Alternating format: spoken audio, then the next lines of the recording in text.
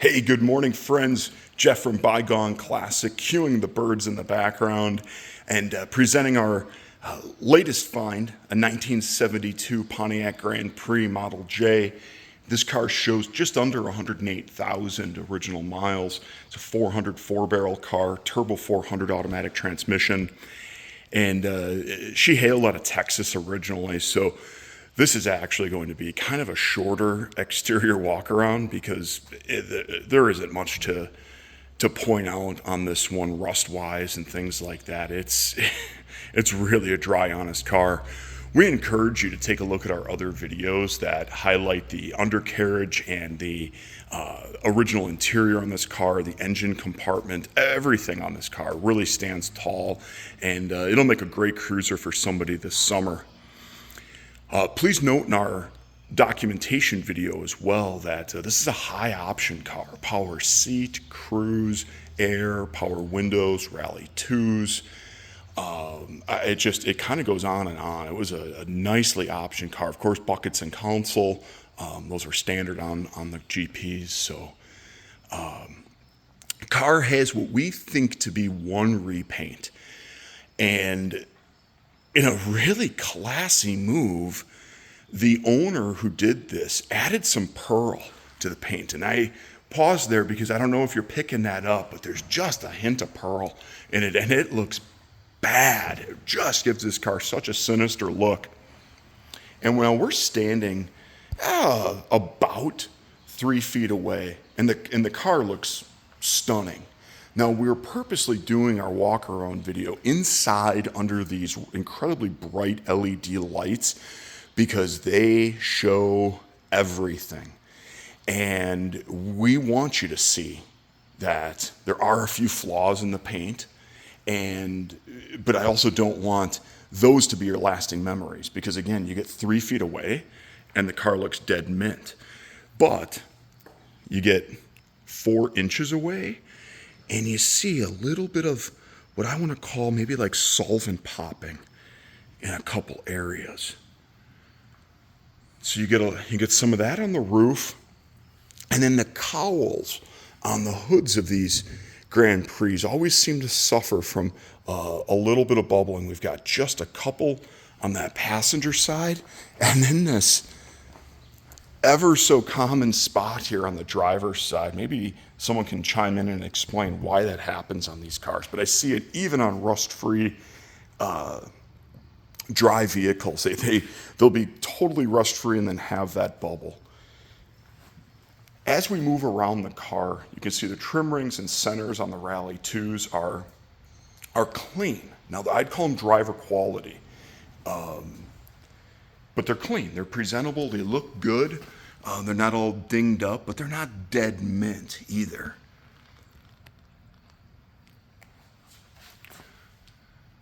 You can see panel alignment on this car is really nice. It doesn't appear that it's ever been hit or anything that way. Trim and chrome on the car is really, really nice. I'd call it like driver quality plus. Really good reflectivity. Like, I wouldn't replace any of it, but it's not going to be like fresh re-chromed stuff. And I'll show you just what I mean on some of the bumpers, because what you're seeing here does look absolutely gorgeous, and it is. You know, one thing I always like is on a really honest car that hasn't been messed with, I just feel like the doors always close really nicely. I mean, I barely have to do anything, and that door closes.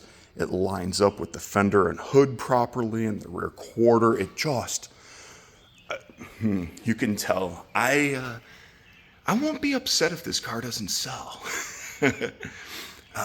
Just a little bubble here.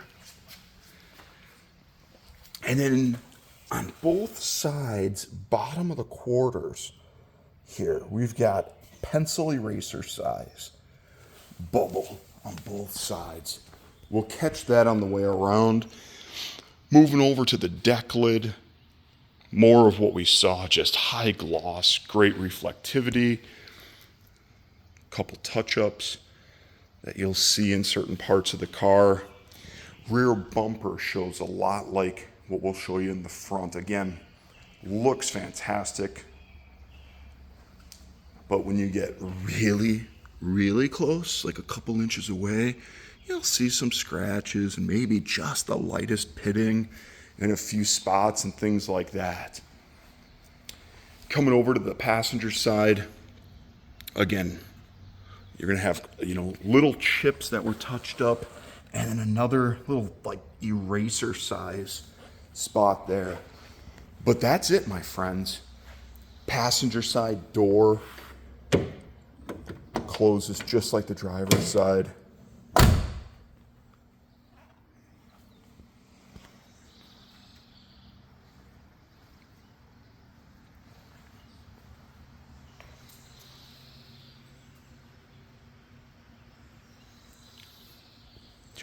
It's cool. Car is really cool. Again, trim rings and centers on the Rally 2s. The only piece of trim that has any dings is the windshield trim here. We've got a few ripples here and then a couple spots along the top. As I move the camera, maybe you can catch those ripples. But otherwise, the rest of the trim looks fantastic. The belt molding here up on top looks great. Is that an option on these Grand Prix? That was an option on the Monte Carlos. I'll have to take a look at the PHS report that's included. Yes, we do have PHS on this one too. Rear window trim and channel looks fantastic. Again, not much to point out with a Texas car. This one really speaks for itself. Let's move around to the front and take a look at the grille and bumper, and then there's a couple other things I want to point out. More of what we saw earlier. Again, front bumper looks really honest. Got a couple little wear spots here on the corners. But again, for what it costs to have high quality re-chroming done, I wouldn't replace these for sure. Again, you get 3 feet away and you don't see any of that. So I'm showing off some really nitpicky stuff. Slightest of cracks there in the front grille, but otherwise that grille is gorgeous. Emblem is nice. Headlight trim is really nice too. All of the glass is all soft ray on the car. The windshield's a piece of PPG. And that would tell me that it's been replaced. But again, maybe one of the Pontiac guys could chime in and tell me if you've ever seen an unrestored Grand Prix with PPG glass. I have no idea if that was ever sourced, but everything else is soft ray. And it's another thing that I'll look at on cars to kind of get an idea of how that car lived, is I'll look at the glass and look at how scratched up it is, how chipped it is. And again, you open the doors here. It's hard to see through the videos, but super nice, honest. It just looks dynamite. In our ride-along video, I mentioned, hey, this is a car that you can cruise and have fun with and then replace some things as you're going. One thing I thought about were like the weather strips here, because you did get a little bit of air noise. Let's listen to that door. Gosh. Because we did get a little bit of air noise riding, and I thought, yeah, if I were to keep this long term, I'd probably swap those out. But again, just,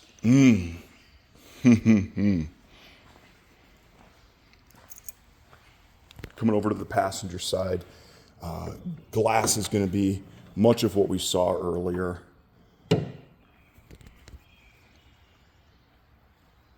This is a cool car. This one won't last long. I'd like to end today's video by just taking a peek in the trunk.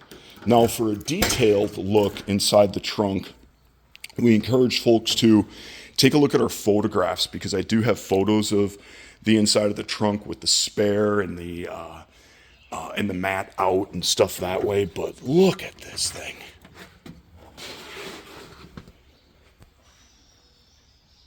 Ridiculous. We've got one pinhole One pinhole. Again, you throw a little spatter paint on that, and that'll be it. Insides of the quarters are nice and honest. Look at that. Look at how nice, and you can tell this car has been in a dry environment since day one.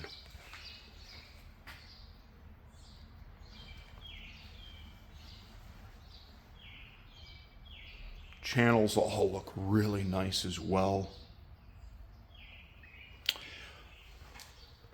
Stamps here for the original quarters. And again, we'll peek in to the passenger side here, and we've got better photos of this, but again, it doesn't look like there's ever been any quarter work done. If you look at our under hood photos, it looks like both fenders are original to the car as well. This is a keeper, gang. This is a keeper. Runs strong. We have the receipt for the transmission rebuild within the last couple thousand miles. And the previous owner did say that he and his dad freshened up the engine, the top half. There's no smoke at startup, nothing, in the ride-along video when I kicked it down, you could see in the rearview mirror, there's no smoke or anything like that. She's just a runner, just a great runner. If you have any questions about our 72 Grand Prix or any other vehicles that we have for sale, don't hesitate to reach out. We'll answer any questions that we can.